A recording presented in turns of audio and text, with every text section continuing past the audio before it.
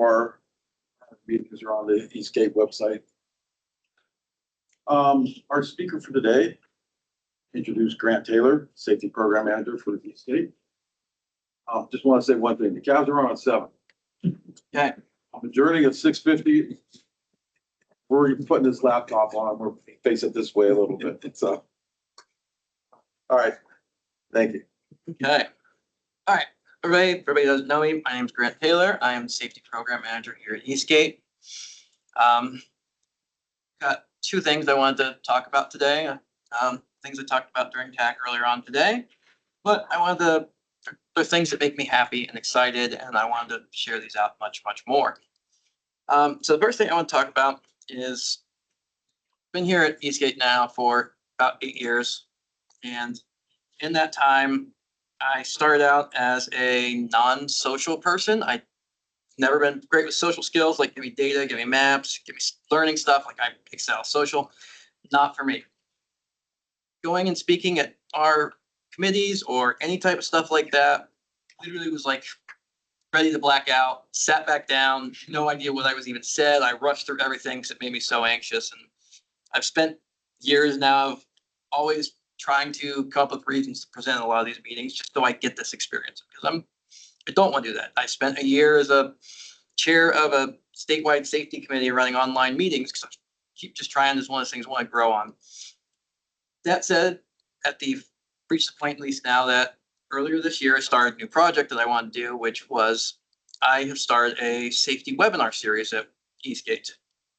So I am doing a once a month, third Monday of the month, I'm doing a safety webinar on different topics.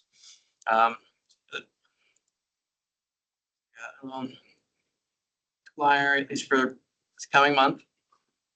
So started out, had 3 of them so far. First one was done as an introduction. One of the big things gone for here is the name of the webinar series is Conversations at the Hearth. A lot of what my goal has been isn't just a educational component. It's not just to give a webinar and talk and have people listen to me for a while. I was trying to really go for, it's a fireside chat. It's trying to get information going both ways. So it's set up as an hour long. I'm aiming to do about half an hour of talking for presentations, and then it leaves half an hour potentially for questions, but not just questions about the webinar, about the topics, but I also leave it open that if people have questions about anything safety related, or if they have concerns about places in their area, that they can bring that right then and there, bring it up, talk about it, or I tell them, hey, this isn't something I can get right back to you right now. I circle back with them at a later point in time. So it's been really great being able to get some different people coming on and communicating. I went into this with a goal that I was hoping to have like 10 people show up to this webinar. That was really going to be a great success for me. I was just under 40 at the first webinar. Oh, baby. Second webinar was about just under 40.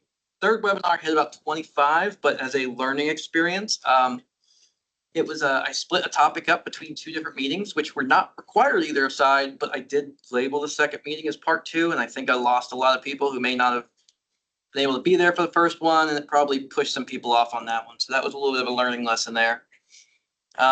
Second and third meetings, though, is we're done about proven safety countermeasures for bikes and pedestrians. That comes down, there's 8 different things that are considered to be proven safety countermeasures by the FHWA. They're things that they just consider to generally work for safety. The first meeting, I did the 3 bigger topics. And then the second meeting, I did 5 smaller topics between it and split it up that way so it wasn't too much at one point in time. One of the big things I've been trying for also is, like I said, I'm trying to really have it be somewhat interactive, but not just about discussions, but also I don't have a plan for every meeting. I have a list of ideas for every single meeting to go throughout the entire year. But I went into the first meeting with the only plan is I was doing this meeting as an introduction, and we will see what happens. And I got a lot of bike and pedestrian questions in the first meeting. So that's what became the first 2 meetings, where that was what people were asking about. Now it's getting a little bit towards a lot of safety funding comes up in the fall. So this coming This month, I'm going to talk about safety funding because it feels like it's just before a lot of safety funding stuff might pop up and there'll be a little more interest there. So it's really being built to try to also be listening to people. And that's a huge part of it, is trying to get a lot more interactions back and find out more about what people that may not be able to get to all of our meetings. I mean, it's being done as a webinar. I'm doing it on Mondays because I know a lot of people might work from home. So there's a lot of that hybrid work still going on for a lot of places. So Mondays, I'd say there's a lot of people might be doing that, but there's more chances it'll be easy for them to just hop into a quick webinar without any stress placed on them for why they're joining in. So that's been the big goal, and so I've had a lot of really good success so far, and I've been super happy with it. And Eastgate also does have a YouTube page, and we've got up there is a playlist of the webinars. So if you go to our YouTube page, we actually have a playlist called Conversations at Hearth. It's got all 3 that we've done so far are right in there. So that mostly covers what's been going on with that and what I'm doing there. And yeah, I'm excited about it. It's just, anybody have any questions about that or want more information about it? Can you summarize the content of message in these programs on safety, transportation safety? What are the key points you're trying to make in your presentations? So like I said, if each one is going to be a little bit different of a topic. The proven safety countermeasures really was going into trying to make sure that people know about what those different safety measures are, because they're options that can be used for a lot of communities to help out with some of the stuff, whether it was looking at putting in the medians with an island for pedestrian or the pedestrian hybrid beacon. So a lot of it's trying to get the information out there about what some of those specific countermeasures are that can be used in your community and help to provide some more information when they're looking at something that they might have concerns about a location of, hey, these are some of the quick ideas that are usually pretty good. Here's what they can be done. I know I've got a couple others I'm going to do about some other the proven safety countermeasures where I want to go into some of the details about what it is, what type of situations they're good for, how much they can help. Like the safety funding is going to be going into a lot about the different safety funding pots that are out there, such as the Highway Safety Improvement Program or Safe Streets for All, and going a little bit into the details on each one, what type of funding it can be, what's eligible, when it comes up, and trying to provide that information. I mean, the goal of this was there's a lot of focus is towards, the community representatives, the engineers, the planners. That's a lot of what it is, but at the same time, it's also still want that information for anybody. So it's still going to be useful information, let people know about some of the options that might be in their community or stuff that they might be able to advocate for within their community. Grant, would increased lighting for roads, intersections,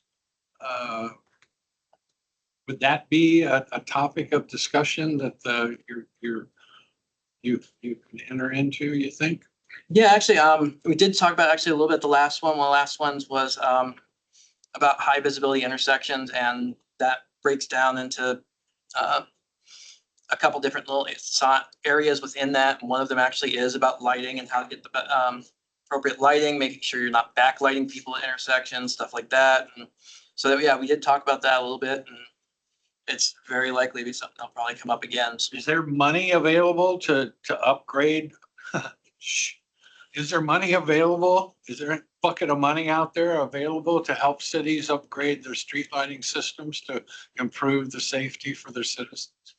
there can be some through, I think the systemic safety funding can be available, but I also don't know how much of that one might be a difference between installing new and upgrading being different. I'm not sure. I'd have to actually check more into that. All right. Would you do that? System. Yeah. Thank you. Depends on who owns the system. Well, the stuff I check more into is going to be first off is how the funding works out for what's eligible. I know for a lot of stuff is something like a lot of these programs end up being like maintenance. Like if your sidewalks are torn up, that's not installing sidewalk. That's a maintenance issue. So they don't consider that to be something that's part of necessarily a safety thing. So I don't know if upgrading a light to to better lighting would be the same type of situation, or if it would still be able to be done. So that's what I want to check on there. Observations. I think in the state of Michigan, they put a street light over every road intersection, even if it's out in the middle of nowhere. And I assume that they do that for safety reasons, to alert motorists that there's an intersection there and there's going to be cross traffic. I don't know if that's feasible here or if there's a funding source for that. The other point is, and it's this focused on one particular issue, in the center of Poland Village, there's a traffic island. And on that traffic island is a Polish monument. I think it's got statues of Kosciuszko and, some other famous Polish people. It's impossible to get to that island safely. I mean, for pedestrians. It's a nice little traffic island, but a lot of busy traffic there, and it's really not safe to cross the street to get to it. And I'm wondering if anything can be done there. It's right in where that intersection is it's got Route 224 and Route 170 and Route 616. Lot of traffic in there and some crazy angle intersections. Yeah, I know that one's a lot. Really, 224 is always going to be difficult for anything pedestrian related because they're going to get pushed back on that for all the traffic there from state and everyone else at that point. That said, there can be a lot for one of the things that could potentially work, something like leading pedestrian intervals, which the idea with those is when you have a light turn and you have the thing pops up for walk. So leading pedestrian intervals can be used for a lot of these situations of whereas that the lights will turn red completely and then that walk sign will pop up for a couple seconds before lights turn green. So people have time to get partway across the street. Sort of a lot of it comes down to that way they can sort of establish themselves in the intersection so that anybody going to turn is going to see them more than if they were at the corners. Something like that might be something that could help out in that area. But that's going to come down to with traffic timing there with all those roads connecting together can be difficult. But again, the high visibility intersections to try and make something more visible is the easier solution to try to do something for it. But that one is a very difficult situation, I know.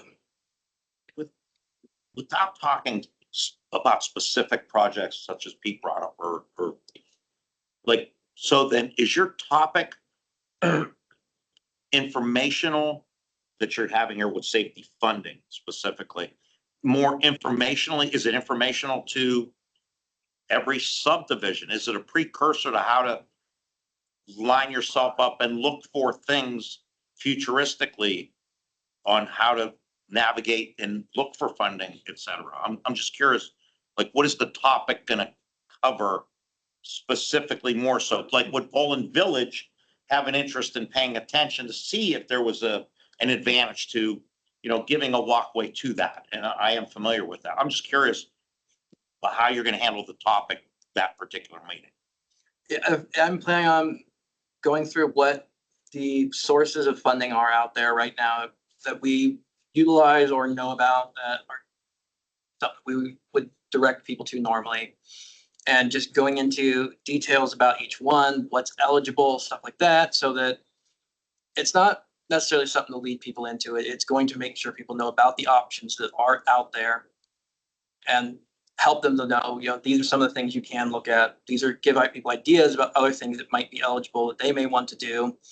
And hopefully have people go ahead and ask questions right then and there or follow up afterwards with questions about the stuff. So yeah, I think for any of those people, it's going to be useful because it's going to let them know some of the options that are out there that they may not be aware of, or some of the programs change over time. It may be some program has been around for a while, that the amounts have changed or criteria has changed even, that we might be able to give some updates on that information. So can I bounce real quick and follow up? It's a mini one. Listen, and it is, so this is curiosity being a new member. So do you have a conduit on informing a Poland Village or a McDonald or any subdivision within the parameters of these types of things? I'm just curious. You know, do the people in McDonald know that this topic is safety funding on the third Monday of this coming month? So for this thing, I just started putting this one out for right now. We do have stuff like our newsletters go out that it goes out to. We have it on our meeting page. We have it posted on social media. I emailed everybody that has signed up for any of the first couple of them or has talked to I me mean, so about you it. hit everybody from the lake to Washingtonville for the most part, right? I will say we've hit a lot of people. I mean, if you know somebody that you No, think I'm would just be curious interested, on that. I I would apologize. love to have it sent to more people. That's, Yeah. you gotta Just want to curious. know somebody, glad, I'd love to have more. It sounds like good stuff and good knowledge that like Poland Village should have if they have that interest. So, thank you. What, so you are a conduit of possible ways that a person can take care of an issue through Eastgate or pointing them to the entity that could best help them with Yeah. that particular, okay. Yeah, I mean, we have a lot of programs at Eastgate, like OPWC and stuff, where we have a lot of funding goes out and helps communities. Safety is not one of those things that we have funding. A lot of my work is not about helping give funding out, but it's about helping to connect people to funding, whether it's giving them the data to help to show what's going on in the areas, knowing about the sources of stuff and helping connect some of the people together and being able to advise on a lot of this stuff. So this is to help people. A lot of it is the education, like I've said, but also a lot of it's also making sure people are connected with me so that they do know that they can come to me and talk to me and bring these issues to them. So yeah, it's trying to give them the options, show them what's out there, tell them what they can do, and come to me, talk to me. I'll see what I can do to help out too. What's the website address for this? So got the QR code on there. We also do have it on our page because the invitation thing is like a events.teams, but I'll make sure it gets sent out and I'll follow up information. It'll be linked in there, so it's an easy just click for you to get registration. But it's set up through Microsoft Teams, so if you joined a meeting virtually for CAB, same system, same process. yeah, so right here on our page, you have the May Conversations, the Heart Safety webinar. That pops up with the whole link here that you can go right into it. And it pops up a little form here that you can register, and it really easy registration, just pulls in, the email. One question on if you have any questions ahead of time, that way I have some ideas of what might be coming. So I will, the day or a couple days before, I'll go back through what people have already asked. So I have some extra information. And I recently just added 2 more questions about if you'd like to be signed up for a safety newsletter or Eastgate's newsletter. So pretty quick and easy for that part. It's all virtual though, right? Yep. We can't come and sit in front of the. No, I've been every single webinar I've gotten a different fireplace picture too, and Cigar. Safe. All right, is it just pedestrian and bike, or is it like if there's a bad intersection or a bad place on the road, do you also respond to that? yeah, anything safety, or if you come in and ask Eastgate questions, I'll do what I can, but you'll get a better answer for safety stuff.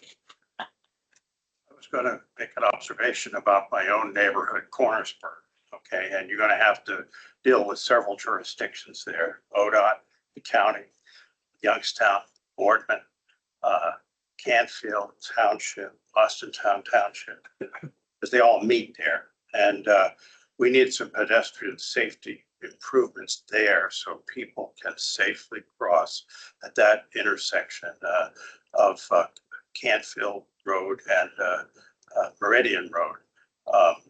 And we're getting a Sheetz gas station there. So that might actually add vehicular traffic. And I'm wondering if before that Sheetz gets built and opens, if there are some things that you can arrange for pedestrian safety, because right now it is simply unsafe to try to cross either Canfield Road or Meridian Road at that location. It's always busy.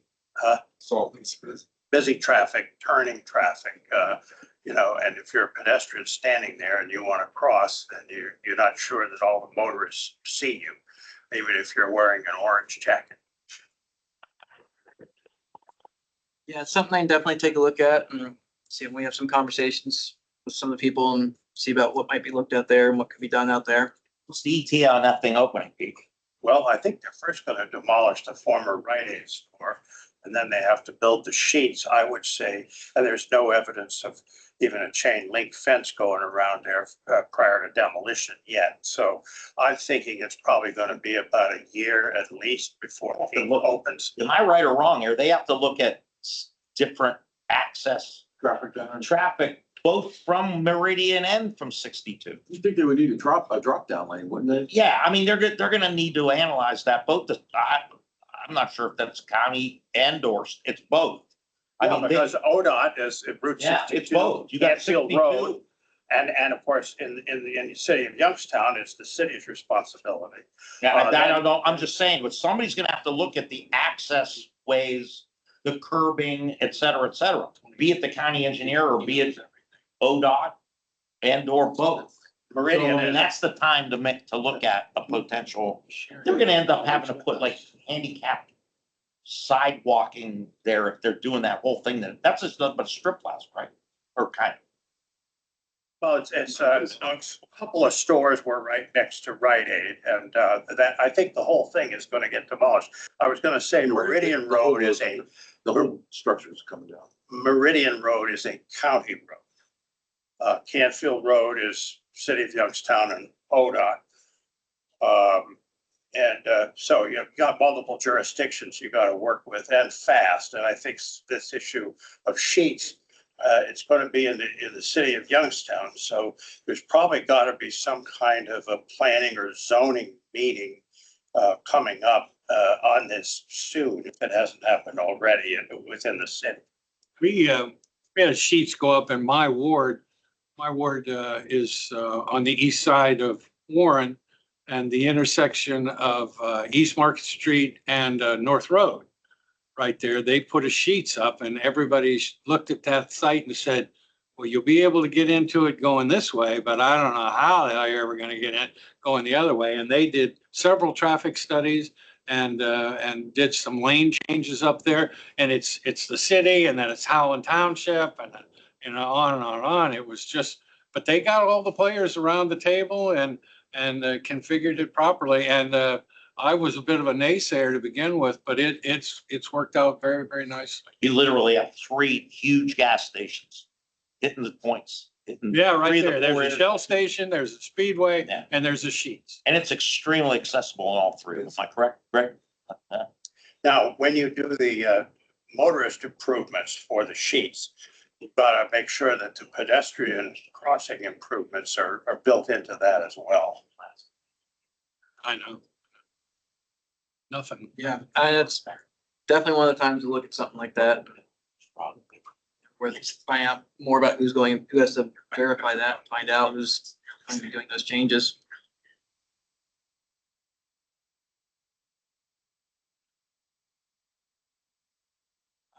So I had one other thing I want to talk about, realizing I don't want to get kicked out of here or it gets too close. So the other thing I want to talk about is it's a mixture of a tool and service that I'm using largely for some of our efforts here, and just wanted to share some of the stuff out. I think it's interesting. I think other people find it interesting. So the main tool is it's a website called Mapillary, and this is what Mapillary is. It is essentially a crowdsourced or user submitted Street View service. So yeah, Google Street View is amazing. It's got a lot of great resources to it. It's useful, but you're gonna have areas where some people hasn't gone down the area for 8, 9, 10 years even. This is a place that you can actually record your own street views and put them up on the internet. It can be done with a simple cell phone with an app that you can mount the cell phone in your car. For the first year and a half I was using this, I was using my cell phone and I had a rubber band holding it to the sun visor to keep it mounted so it was spacing out until the sun melted the rubber band and it broke. And then I grabbed a empty plastic bag and tied it on there, which was great when my wife got in the car and went, "What is that?" Don't ask. But it's really useful for that. But the bigger thing, which I've started doing now also though, is earlier today I had to show it, but I had to loan it out earlier, is I have a 360 camera. So it records 360 degrees around you at all times, records video, and I've got a big mount that I can put on top of my car. So it mounts up there above the car and is records while I drive. But all these green spots you can see on this map are representing where people have been driving and using this, putting stuff up there. I mean, it's nowhere near the reach of Google Street View because it's still user submitted. But you can get in, zoom into areas, and you start seeing all the different, every one of the little dots behind the line basically is a picture that's been taken. You can see the really close ones like this because it was a video that was being recorded. And it takes basically every 1 second of the video, it takes it and gives you a street view that's been taken there. That was, see down there in the bottom left, image by G. Taylor. That was one of mine. January 5th, 2024 is when I did this. And then, as I said, this one, you can see it's up on top of my car. So it's with my 360 camera. So it can be turned around and look whichever way, and then can go up and down your track and look around for whatever it is. The first thing we actually did, time I used this for something we were doing, was one of our corridor plans that we were doing. This was before I had 360 camera, still was just using the phone, but we were getting ready to start doing our analysis on the area. We we're going to be doing some like field work of going out and looking at some of the areas. It was a big area we're looking at. There's some rural areas in it that were like blocks of 2 houses.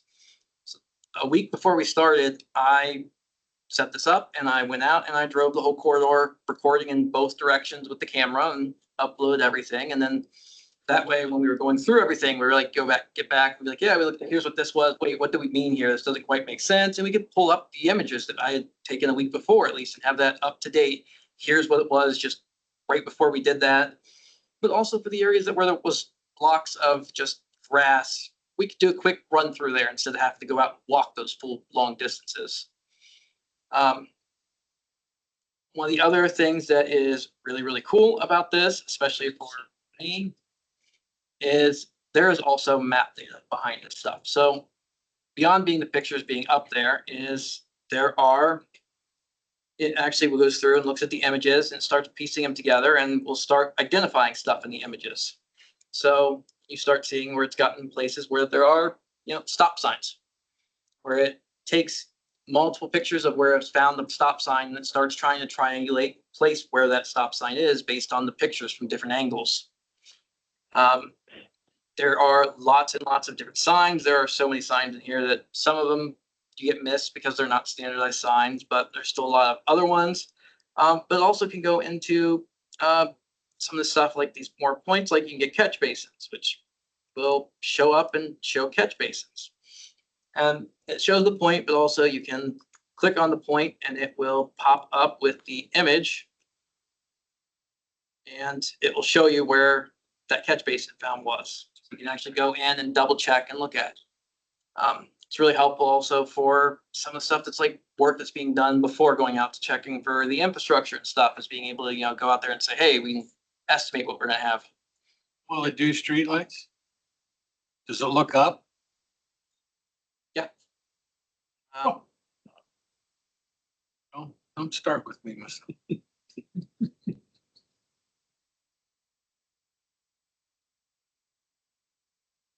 Streetlights.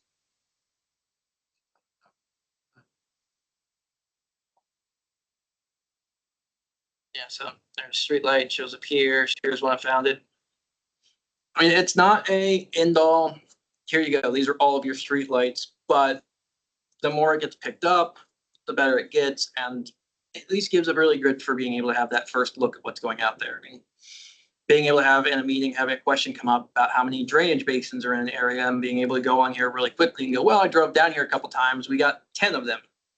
it's a good guess to start with, at least to help get that going onto there. Oh. Is it free? Yep. I like free. So you have it seems like you have a whole bunch of stuff downtown Youngstown. That's great. because of coming in and out of work is a lot of Right, that. I get all that.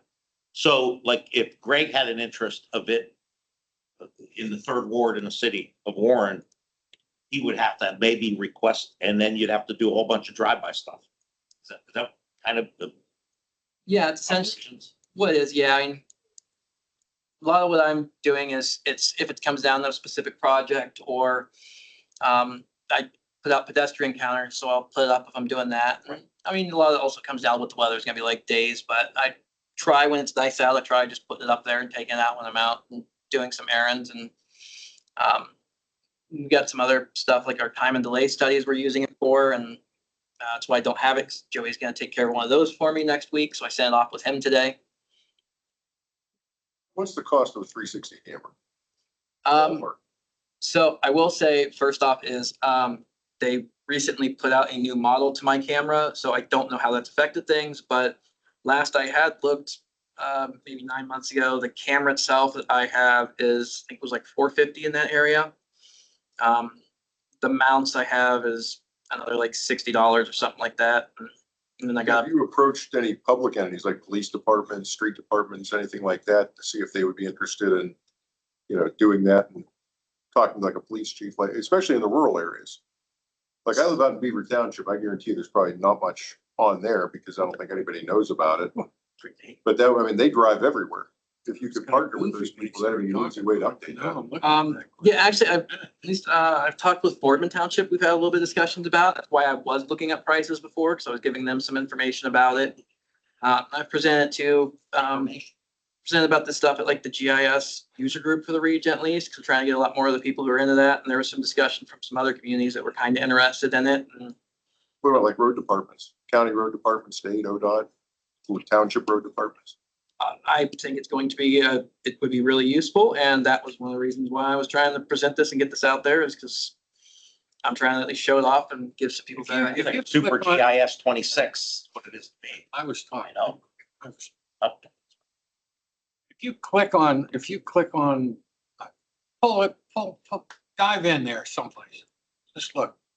Give me some data points. There you go. I don't know what those little symbols, oh, those are lights. Yeah, they got still. Okay, pick a light, and click on it. Will it give you the GPS coordinates? I'm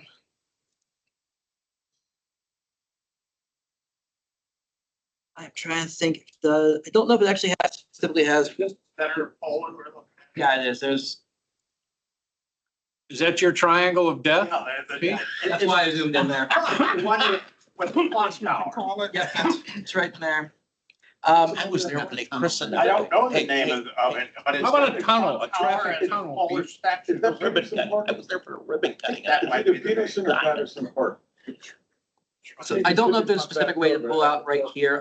That says I do, or at least because I do the GIS stuff, I have a script that can runs and it goes through our entire region and pulls up every single one of these locations and downloads that information for me. So I can pull, it is there, it is in the background, at least I just don't know necessarily right here where you can see it. Right, but this is Mapillary? Napolary. So close. Mapillary, it, in and of itself, it doesn't have that capability. There might be some third party, something that you could filter it through and pull that data up. All right, I don't mean to get too wonky with this, but I think it's there. You just gotta find the layer it's on. you've got my interest. Yeah, there's ways of downloading. You can only download a small amount of points at a point in time. That's why I have the script that runs in the background, because it can only download a few at a time. So what it does, it goes through the entire region box by box and just downloads everything and works its way through the whole region. But there are ways of going in here and doing it anyways, just downloading small sections. Do you have any pictures here of that traffic island at the clock tower? Island of Death. Well, I don't, that's it? That's The it right island- there. It's where the clock Traffic tower. island of death. Pete, I was there for the ribbon cutting of that. That was like 20 years ago, It wasn't was it? longer. I was pushing 30.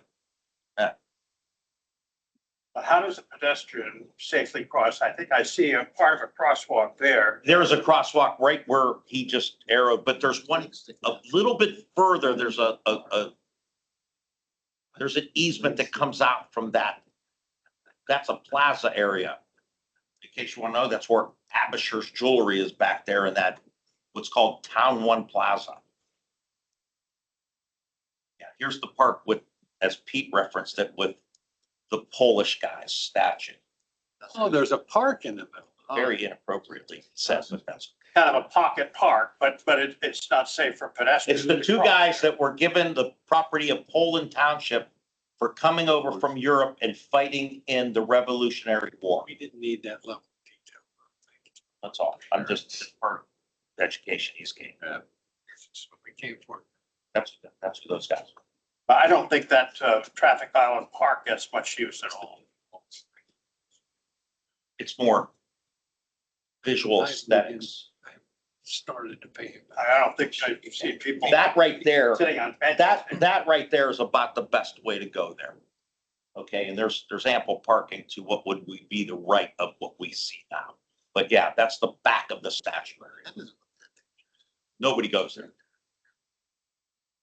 It's pretty cool though. Nice area. Don't pay a lot of It's pretty attention. cool. It's very, it's, if you're, Monitoring, So, carefully monitoring my speed. yeah, that's pretty much the stuff I was wanting to show off. And Going a mile. oh, and also the other quick thing was that we can also do stuff like went up for the park in Niles, Riverside Park, when back in November, being able to just go out and get 360 photos that let you look around the area. And was able to have those got sent off as, as the project's been going on, having a couple of those put together here and there is an extra little just nice bonus to show off of things that are happening and what's going on from different views. Now, this is with the camera. Yeah, this is not using Mapillary. That's just All with right, the camera. But the stuff that you were doing with your cell phone strapped to the. Yeah, that was all sun through visor, Mapillary. Was it that level of detail or was it a little grainier? It's gonna depend on whatever camera your phone has for that type of situation though. So it was, honestly, it might have been a little bit better with the camera in the way, just because the 360 still takes up so much that's trying to get, but of course with the camera phone, you're only getting just directly in front of you. Well, you got our interest. Thanks, Grant.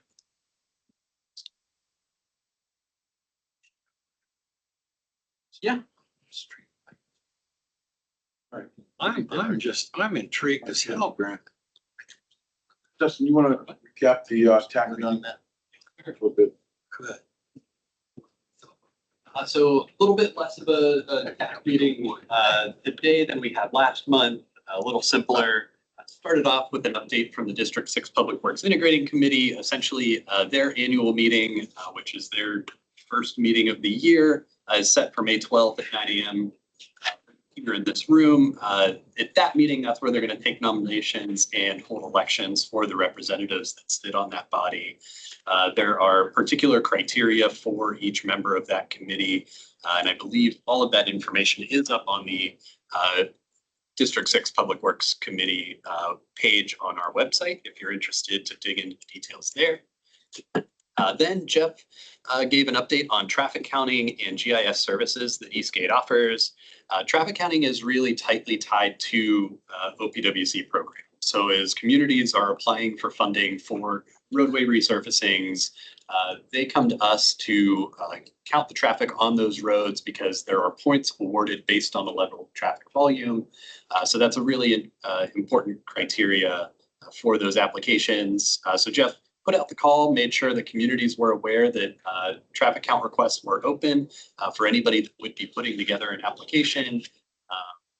To reach out to him to schedule those. He also kind of shared an interesting thing that started to pop up, and he kind of shared an anecdote and didn't specifically call out where this was in relation to, but he had come across a post on social media where a community had posted a graphic about a road detour. And he noticed that the map that they used was AI generated because the roadways did not reflect reality. They weren't in the right locations. They weren't labeled correctly. So this map effectively was useless to the general public because it didn't actually show where the road that was closed was and what the appropriate detour routes were. So it's just a general word of caution to our communities that attended our meeting. He made sure to emphasize that while in some situations AI may be okay as a tool to use to help get things done that you may not have the internal capabilities to do, if you're using it for that purpose, for public information, for roadway closings, make sure to proofread what it is outputting and make sure that it is accurate, because what you're sharing out there ultimately will not be helpful. It may actually be dangerous. He also shared that our office is capable of providing mapping services to our local communities. That's one of the things that we are here for. So any of our local communities that don't have that internal capability certainly could utilize Jeff's services, and within reason. I mean, some projects can have some scope creep and start to take on a life of their own. Certainly always here to provide that service to our communities. Up next, Murda was presenting on the draft transit development report, which is a document that we have to continuously update in partnership with WRTA and Trumbull Transit System. That document is up on our website. I'll make sure to link that in the meeting summary for anybody that's interested in digging through that report. It describes the transit history and current services available in the region, provides ridership data and regionalization activities, and identifies all of the currently programmed transit projects that are coming through our region. If anyone has questions or comments on that draft document, those can go direct to Murda, and I'll make sure to include her email address so you're able to contact her with anything that you may have related to that document. And if you also remember from last month, there was a resolution. I had asked Murda for some follow-up information. She said, hold off on that. They're double checking some of the data and information that was in the resolution before actually moving that forward. So I'll keep you all posted on where that's at. But if you were wondering from last month, that's where that's at. Up next, Krista shared a little bit of information about an upcoming workshop that we're holding related to housing. It's focused on residential tax increment financing, which is a funding tool for developers to help fill some gaps in the financial stack for housing developments. We're bringing in Jeffrey Harris, who's an attorney with Bricker, Grade & Wyatt, really tremendously knowledgeable about all sorts of housing finance. So it'll be a great event. That'll be May 21st at 9 a.m. up at the main library in their big room. There is a registration link that I'll make sure is available. There's also postcards over on the table over there. If anybody's interested in that, if housing financing is something that you're interested or in your wheelhouse, it should be a great event. I was just gonna ask you, isn't the tax increment financing a way in which we could facilitate affordable housing? Certainly, yeah. Yeah, it's one of many tools that can be used by developers and can really be a useful tool in keeping the cost of housing on the back end lower, which makes us a little more competitive against some larger markets where the housing market is a bit stronger than what we have locally. Do communities get any say on that type of financing? Like if somebody wants to put a project, does the community say, no, we don't want that? Yeah, the county has to be the one that authorizes. The Port Authority plays a huge role in actually. County engineer has a time say in that. Yeah. Now, if they get tax increment financing, do they have to allocate so many apartments in the new development to low and moderate income people? I don't believe so. But a great question to bring up. There's other mechanisms like that in the community. May, but basically you're just comparing us. Yeah, he gave me like three different Float configurations. None of which I pay for those infrastructure. It's a great tool. We don't see it enough around in this area. Definitely. We don't have many tips around here whatsoever. And the ones that we do are typically all commercial. So residential tips get used in a bunch of other places. It's something that we haven't necessarily taken a big step to investigate. The best example that we had of one is up there at this casino. They snapped some TIF out there, and they received a lot more money than they were expected. And the footprint of what areas, what neighborhoods, you see the benefits of that. That's why they were able to expand that. That's why Norquest got, repaved, from Mahoney Avenue all the way out behind the Plaza, a couple other streets up in that area. They received a lot more money than we expected. Another tip is just the Kimberly Clark's at. That's another example. There's several smaller ones that have built a street here and there, but as far as something that's large, that's going to pay for infrastructure, sewer improvements, water improvements, things like that, road improvements. It'll show you how much that TIF out there will pay for. They also have the joint district, so take income tax as well. That's going to make a lot of savings for some of that as well. That'll help pay for the additional that Warren Township, the city of Warren and Holland Township need to expand, and improve their art departments, their council departments and all that. So all the additional activity up there. So yeah, TIFs, JEDs, things along that line. That's just the low hanging fruit as far as getting that together. That's all helpful benefit. Part of the housing that we're going to do with it, a joint, whenever the studies come out, if you can find a place that, I'd say we have 20 acres, we have to carve some roads in there and all on that line. There's no way to go. That takes all the initial investment that developers make. The developers had to pay for in the past. Following that, Joey presented on the end of fiscal year 2026 transportation program updates and some project best practices, essentially highlighting that there are still some projects that have outstanding funds, and reminded those project leads that ODOT needs them to encumber their funds by the end of the fiscal year. He also shared that he's planning a future webinar styled similarly to what Grant has kind of led, focused on transportation funding that comes through our agency, as well as some other resources that can be partnered with those funds from ODOT or the feds for our local communities. And then lastly, you heard it from Grant. He was kind of batting cleanup attack today and really knocked it out of the park. It's continually impressive what Grant's able to pull out, make happen. So I think everyone's always thrilled when Grant gets up to show off what he's been doing. And then lastly, next general policy board meeting on your agendas, it says June 2nd. That's wrong. I must have gotten confused in a calendar. It's June 1st. At 10 a.m. So if you're interested in attending that, let me know. I can make sure to get you the information. I'll also work with our general policy board representatives to coordinate our CAB report to that group. And those meetings are held right here in this room, right? Yep, right here in this room. Good. We don't have any board action, and you also don't have any resolutions. Awesome.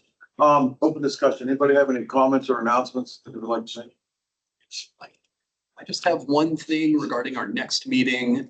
So our next meeting here is in July. It'd be July 6th, I believe. Calendar 9th, July 9th. We have Stephanie Dyer, our environmental program manager, lined up to be the speaker, give an update on the environmental programs, as well as the status of the dam removal projects in the Mahoning River. Also, Zach Tibet, the executive director of Trumbull County Metro Parks, is leading in an effort to extend the Mahoning River Water Trail. Currently, it runs from Foster Park to Packard Park up in Trumbull County.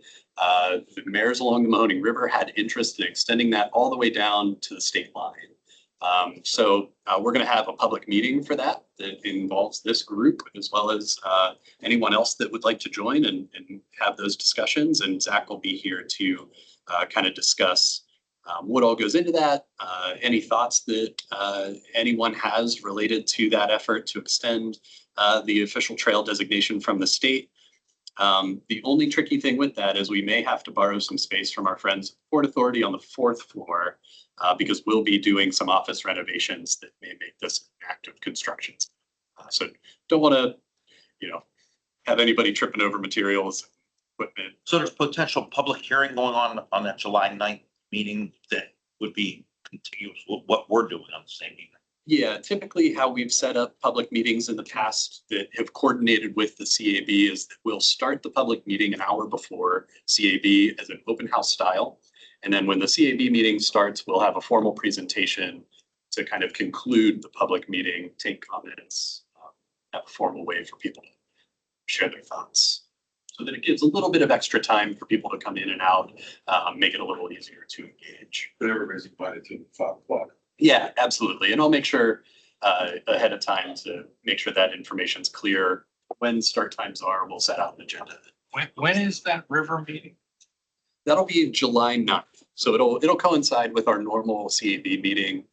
That's the one before this. Yeah, we'll probably start it an hour early, but the CAB will still start at 6. She's very interesting. I remember John Brown and I came down and had a meeting with her when Leavittsburg was still on the front burner, and well, she knew everything about that project. She was amazing. I wonder if we should take out all the remaining dams in the Mahoning River before we extend that water trail. That's part of the conversation with the mayors as well as with the state and ODNR. ODNR has signaled that it's not necessarily a non-starter, but certainly something to bring up and discuss. Well, if you're going to invite the public to kayak and canoe on an official state water trail on the Mahoning River, it should be safe. And if you're not going to remove the dams before you create the water trail, then you better mark them extremely well. If those dams are drowning machines for canoeists and kayakers. Yeah, and a part of that designation process is a mapping effort, making sure that things are clearly labeled. There's also signage requirements at the put in and take out locations along the river. So there are components to that where those safety measures can be accounted for. But yeah, great comment. What's left after this year? Just Gerard, isn't it? So there's 3 in the city of Youngstown. Those still have about 2 years-ish before they're officially out. The Warren Main Street Dam, which is where Kimberly-Clark and Cleveland Cliffs is, just south of the city of Warren. So one of the other meetings, I thought the guy said they were going to be gone by the end of this summer or by the end of this year, the 3 in Youngstown. Yeah, Jim, our executive director, has a very aggressive timeline when he talks about them. Sometimes I think when projects play out, they take a little bit longer than he would. What's the next one to come out? Is it that one at Kimberly-Clark and Warren Main Street will be the next one out. Then the 3 in Youngstown will come. And then Gerard is the big kind of monster on the river, so to speak. We're currently working with the Army Corps of Engineers to finish a feasibility study. From there, we'll have a better cost estimate of what the expense would actually be to take that structure. Can you portage around that one in Gerard? Does anybody know? It would be difficult. There's a small spot. It's not great. It's not formalized. It's technically doable, but I wouldn't recommend it. What, you've done it once, wouldn't do it again? I've seen pictures of people that have done it. There's some brambles. All cut up. Yeah. Correct. Yeah, Cleveland, yeah. correct. The Cleveland Cliffs has to lower their intake pipe. Uh, That's the next step on that one. That one could be, I don't know, I don't think we're gonna get that one done this year. Not this year, I think next year. Next year. I think that, it's gonna go quick though, but it's just the timing. Was there someone that had joined us remotely that had a question?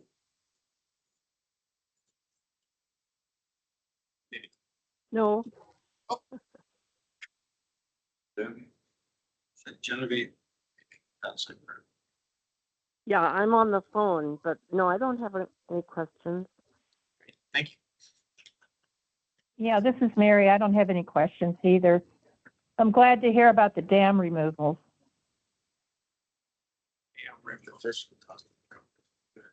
Other than that, it's good talk. Yes, indeed. Questions? We are adjourned. We'll see everybody. Nicely done, Kevin. You're late, Kevin.